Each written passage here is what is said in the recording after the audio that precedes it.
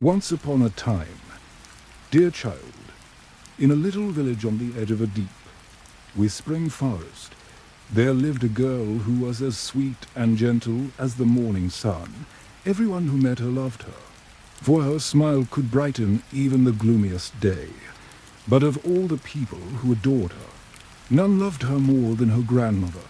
Her grandmother had once sewn her a beautiful cloak of soft red velvet, with a hood that framed her little face like a rosy flower. The girl loved it so much that she wore it everywhere she went. Soon, everyone in the village began to call her not by her name, but simply Little Red Riding Hood. One bright morning, her mother called her into the kitchen. The smell of warm bread filled the room, and on the table sat a small wicker basket. Inside, there was a loaf of golden bread, a pot of fresh butter, and a bottle of sweet red wine.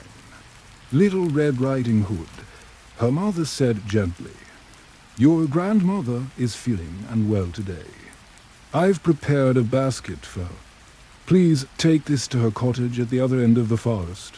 Remember, my dear, go straight along the path. Don't wander off, and don't talk to strangers. The forest can be dangerous if you're careless." Little Red Riding Hood nodded eagerly. "Yes, Mama. I'll go straight to grandmother's and not dawdle." She picked up the basket, pulled the hood of her cloak over her hair, and skipped out the door, humming to herself. The morning sun streamed through the trees as she entered the forest. Birds sang, squirrels darted from branch to branch, and the flowers seemed to nod as if wishing her well. Everything felt peaceful, but, dear child, not every creature in the forest had kind thoughts, for lurking among the shadows was a cunning wolf with eyes that gleamed like sharp yellow lanterns. He was sly and always searching for a meal. When he spotted the little girl in a bright red cloak, walking alone, carrying a basket that smelled of bread and wine, he licked his lips. The wolf stepped onto the path, pretending to smile. "Good morning, little one," he said in a smooth voice. "Where are you going so early and alone?" Little Red Riding Hood, who did not know that wolves could be dangerous, curtsied politely. "Good morning, Mr. Wolf. I'm going to visit my grandmother. She's not feeling well, and I'm bringing her some bread and wine," said the wolf, his eyes narrowing slyly. "And where might your grandmother live?" "She lives at the far end of the forest," the girl answered innocently. In the little cottage beneath the 3 tall oak trees, the wolf's tail twitched. "What a lucky day," he thought. "I can feast on the grandmother, and then the little girl as well."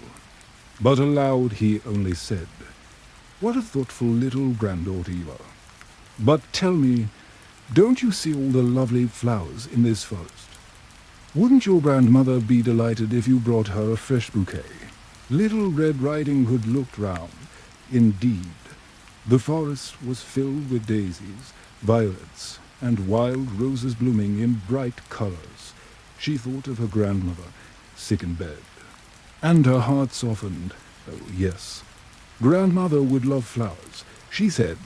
She placed her basket down carefully and ran among her trees to pick blossoms.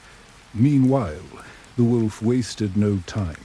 He padded quickly through the forest, faster than the little girl could ever go, until at last he reached the grandmother's cottage.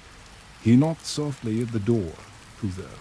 called the grandmother, her voice sweet and trembling.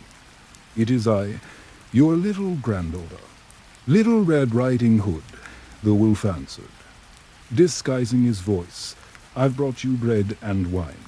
Come in, my dear," said the grandmother. The wolf pushed open the door, leapt inside, and before the poor old woman could cry out, he swallowed her whole in one greedy gulp. Then, chuckling to himself, he found her nightgown and cap, slipped them on, and crawled into bed, pulling the covers up to his nose. He waited. Soon after, Little Red Riding Hood came skipping up to the cottage, her arms full of flowers, her basket swinging from her hand. She noticed the door was already open. That seemed strange. But she stepped inside. "Grandmother," she called softly. "It's me. Little Red Riding Hood. I've brought you bread, wine, and flowers. Come closer." "My child," croaked the wolf, trying to sound like the old woman. Little Red Riding Hood tiptoed to the bed, but when she looked at her grandmother, she frowned. Something was not quite right. "Grandmother," she whispered, "what big ears you have! All the better to hear you with." "My dear," said the wolf. "Grandmother, what big eyes you have! All the better to see you with." "My dear." "Grandmother, what big hands you have! All the better to hug you with." "My dear." "But, grandmother, what big teeth you have!"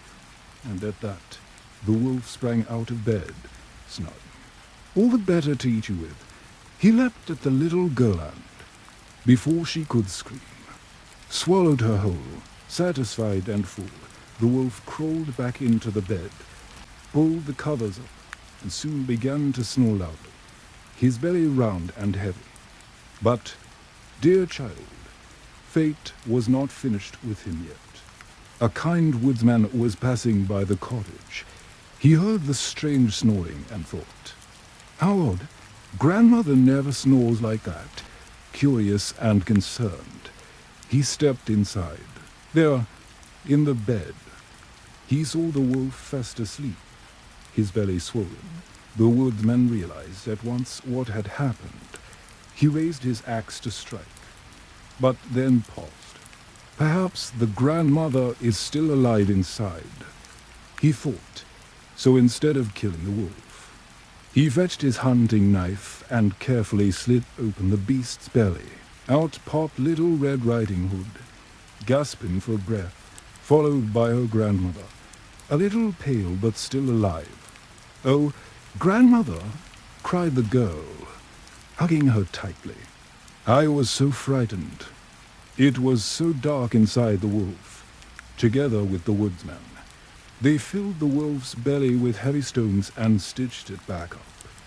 When the wolf finally awoke and tried to run, the stones dragged him down. He collapsed to the floor, never to trouble anyone again. Little Red Riding Hood hugged the woodsman and thanked him for saving their lives. That evening, safe once more, she sat by her grandmother's bedside and promised softly, "I will never again stray from the path, and I will never speak to strangers. I will always remember Mama's words." Her grandmother smiled, kissed her on the forehead, and said, "That is the wisest lesson, my dear." And so, dear child, Little Red Riding Hood learned to listen, to be careful, and to keep the one she loved safe. Moral of the story: always listen to the guidance of those who care for you.